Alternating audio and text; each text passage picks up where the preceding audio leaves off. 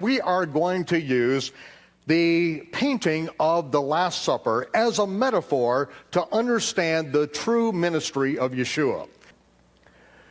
Because I'm going to go back to John chapter 6 and I'm going to read something to you that's going to be a problem. And I'm going to read it from the King James Version. And Jesus went up into a mountain, and there he sat with his disciples. And the Passover, a feast of the Jews, was nigh. Now you notice that the King James translators never translate the word Passover with a capital or the Sabbath with a capital. Even though they're proper nouns, they don't translate them with a capital as a proper noun should be. Except where the Greek word Passover appears in the book of Acts, and they translate it as Easter, the bare-breasted fertility goddess, and then they translate Easter with a capital E. But they don't translate Passover, any of the feasts of the Lord, the prophetic shadow pictures of good things to come, they don't translate them as deserving a capital. And so from now on, I don't translate King James with capitals. So there. I'm sure that hurts King James' feelings. But, I mean, that is a little irritating to see that consistently. And the Passover, feast of the Jews, was nigh. When Jesus then lifted up his eyes and saw a great company come to him, he said unto Philip, where shall we buy bread that these may eat? This is the feeding of the 5,000. I told you it took place, according to Matthew, Mark, Luke, John, 18 days before the Feast of Tabernacles, Sukkot. John chapter 6. After he feeds the people, then he crosses over the Kinneret and teaches a group in the synagogue. And then after teaching the group in the synagogue, the end of John chapter 6, John chapter 7, he's now going up to the Feast of Sukkot, but he sends his disciples ahead of time. Wait just a minute.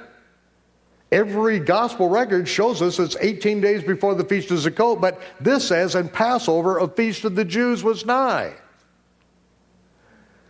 Now, there's a little bit of a problem here, just from the integrity of the Scripture. Because we know that when Passover is coming up, that by the 14th, all of the leavened bread in all of the borders of the land of Israel must be burned. It must be completely eradicated from the entire nation, and for 7 days there will be no leavened bread in all of the land of Israel. Is that not correct?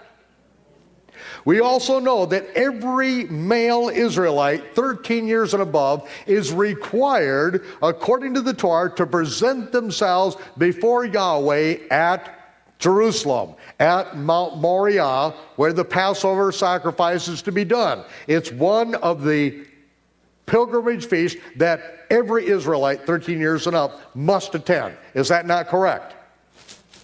Okay? Now, what happens here? It says, in the Passover, feast of the Jews was nigh. What we're going to see is that Yeshua never goes up to the feast of Passover. He doesn't go. We watch him for the next 2 weeks. He doesn't ever go up. What does he do during the feast of unleavened bread, in which all of the leavened bread in the whole land is to be destroyed? He feeds over 5,000 people with leavened barley loaves. Something is not adding up. Right after this, not only does he not go to Jerusalem, but he goes up to the synagogue at Capernaum and teaches a multitude of people in the synagogue, which they should all be up at the feast in Jerusalem, but they're not at the feast, they're in the synagogue, and he teaches them on the last day in the resurrection the very themes of the Day of Trumpets. And then 3 days later, he feeds 4,000 more men, plus women and children, who are, again, disobedient to the Torah, who don't go up to the feast, neither does Yeshua, and he feeds 4,000 more people with leavened barley loaves. Does anyone see a problem developing here? And now, the very next thing, John chapter 7, Yeshua is getting ready to go up to the feast of Passover. The Feast of Tabernacles. A half year later. wait just a minute. If Yeshua violates the Torah, he can't be the Messiah. If he does away with the commandments, if he adds to the commandments, he is, by the very definition given by the Almighty to Moses, he's a false prophet who's been empowered to do signs and wonders to deceive you. This is not a small thing, ladies and gentlemen. Well, this right here, we are going to see the real Yeshua, because this is what is going on. This is what it says in the King James Version of the English Bible, but I'll tell you, that's not what it says in the Greek versions of the Bible. Most of them do say this, but I'm going to show you where it doesn't say it. This is the 27th edition of the Nestle Island Critical Greek Text. Why I like these particular versions is because when the King James Version of the Bible is translated, the Greek text that was used predominantly was the Stevens Critical Greek Text. Dr. Stevens and his group of scholars looked at all of the Greek text that they had access to at that time, these different manuscripts, the different fragments and little pieces of it, and they looked at all of them, they analyzed them and decided what they felt were the most accurate texts that were available. And they compiled all these little scraps into what is called a critical Greek text. In other words, they critiqued or criticized each one of these, and they then took what they felt was the most legitimate.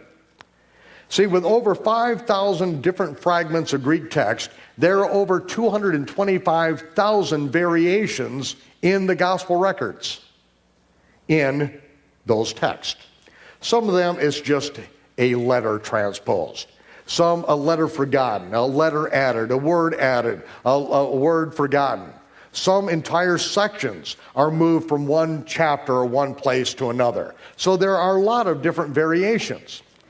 And so Dr. Stevens and his group assembled the Stevens Critical Greek Text, which became known as the Received Text or the Textus Receptus, which is commonly known. But after that, many more ancient Greek texts were found. And so this particular book details all of the fragments of any time there are any significant changes from one text to another, which allows you to go through and look at these different things. Now, Dr. Scrivener in his work, who is one of the most noted Greek scholars of all history, said that manuscript number 476 at Lambeth, Scotland is by far the most important minuscule text in all of their library there. Why? Because it is a family of texts that goes back into antiquity so far, and I'm going to show you how that text reads right now. Manuscript number 476 from Lambeth, Scotland. What do you see? Here it is in English. Yeshua went up into a mountain, and there he sat with his disciples. When he lifted up his eyes, he saw a great company come unto him. Yeshua said unto Philip, Whence shall we buy bread that these may eat? What is missing? Every single word, those 8 Greek words, and Passover, a feast of the Jews, is nigh. It's not there. Now, I'm going to show you what those 8 Greek words that were, I am going to say, added into Greek text at a certain point in time, and those continued to be in the forefront. And I'm going to show you what they did to the biblical record. This is the picture of the Last Supper. This is 70 inches wide, 70 inches long. Why is it 70 inches? Because every inch represents 1 week of Yeshua's ministry. This has actually been divided up into 490 precise sections. Now, what we have in the Gospels, beginning with Yeshua's mikvah, his baptism, we see what he's doing on a day-by-day, week-by-week situation that is so clear all the way through. But when we get to John chapter 6, verse 4, if those words, and Passover, a feast of the Jews, was nigh, if those words were in the original text, this is what Yeshua's ministry would look like. What this looks like is this is blank canvas. From 18 days before the Feast of Sukkot, now we've added in 6 months and 18 days to bring us to the Feast of Passover that Yeshua never goes up to. Now, why I'm saying this is blank canvas is because we are given basically a day-by-day, week-by-week run on what Yeshua is doing, the miracles that are taking place, and all of a sudden, right here, 18 days before the Feast of Tabernacles, every gospel author shuts up and does not write one single word. Not one single word is uttered for 6 months and 18 days. Ladies and gentlemen, this doesn't make any sense. It's like everyone has gone into a coma, including Yeshua himself, and so not one word is uttered for 6 months and 18 days until we come to a Passover that Yeshua never keeps. He feeds people leavened bread. We have Pharisees and scribes coming from Jerusalem up into the Galilee during this period of time to confront him on the hand-washing issue, but they say nothing to him about not going to the feast. What are they doing up in the Galilee instead of back in Jerusalem? It doesn't make any sense. And so now we have 2 weeks, this period of time in which Yeshua doesn't keep the feast.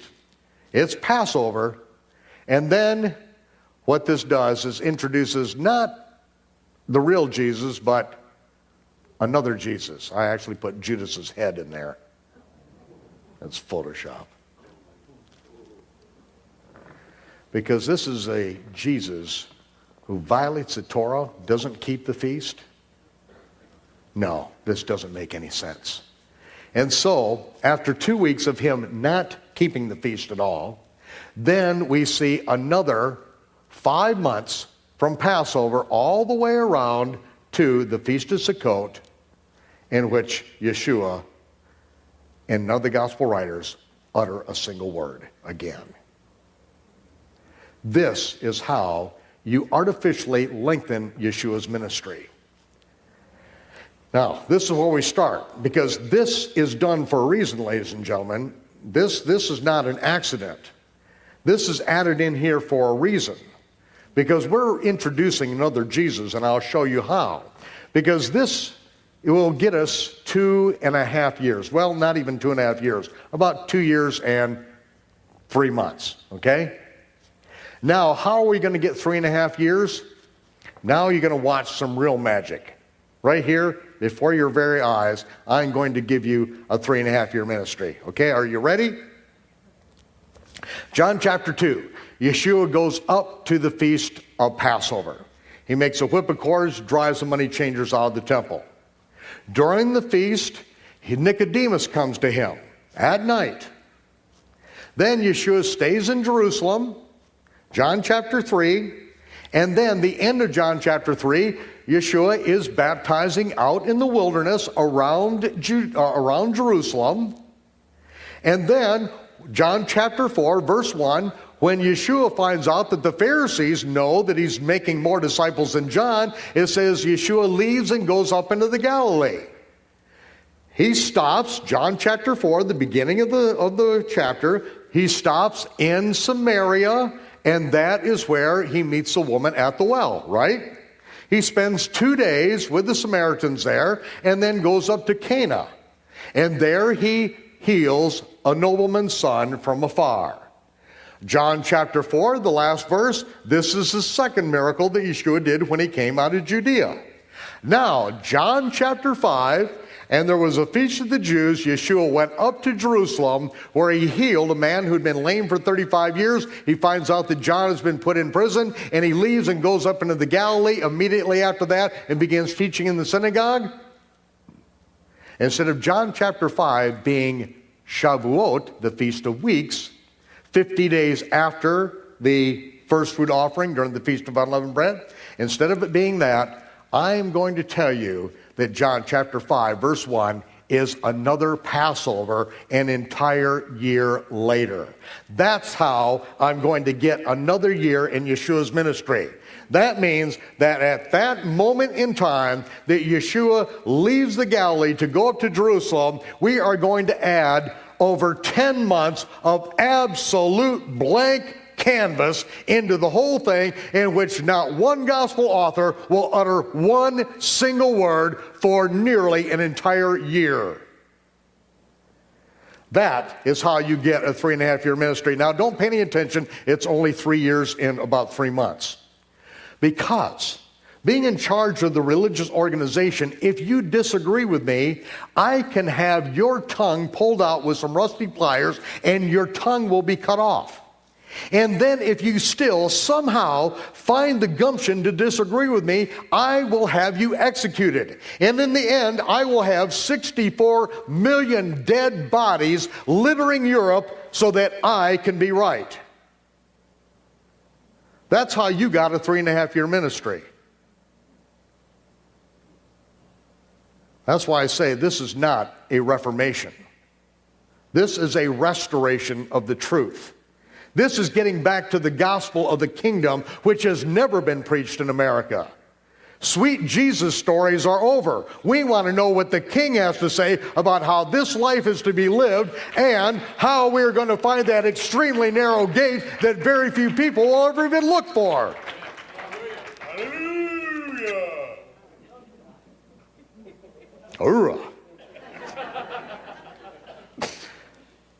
So, why did we come up with the 3.5-year ministry?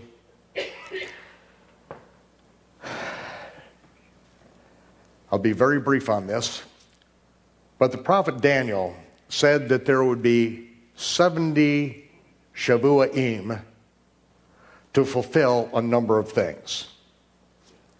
It can be proven in history, even if the figures and their method of reckoning this stuff is all wrong, it still can be proven that from the going forth of the commandment to restore and build Jerusalem and to Messiah the Prince will be 7 Shavuoim, as it says in Hebrew, and 62 Shavuoim, for a total of 69 sevens. That leaves 1 7 left over. Now, how are we going to find that 1 7?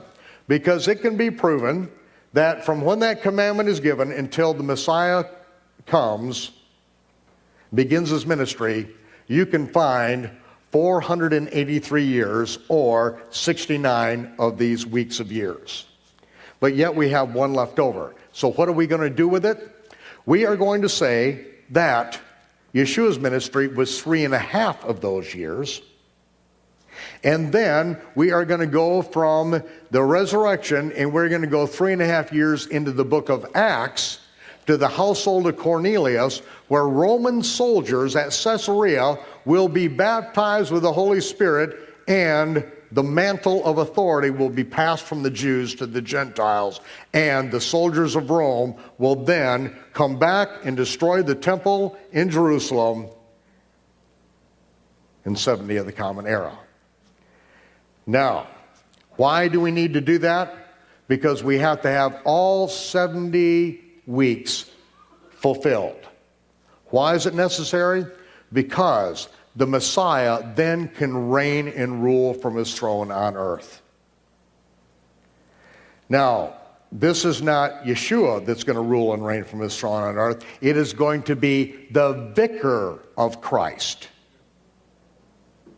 Christ vicariously, the Pope, who will now rule from his throne in Rome, and Roman soldiers will destroy Jerusalem, and that is how you got a 3.5-year ministry. So that the Pope could be another Jesus, a false Yeshua who rules from his throne in Rome. And we have just blindly brought this on and just lapped it up and have never questioned it for one moment. Why? Because remember, Constantine got rid of everything Jewish in his religious system, including the Jewish Messiah.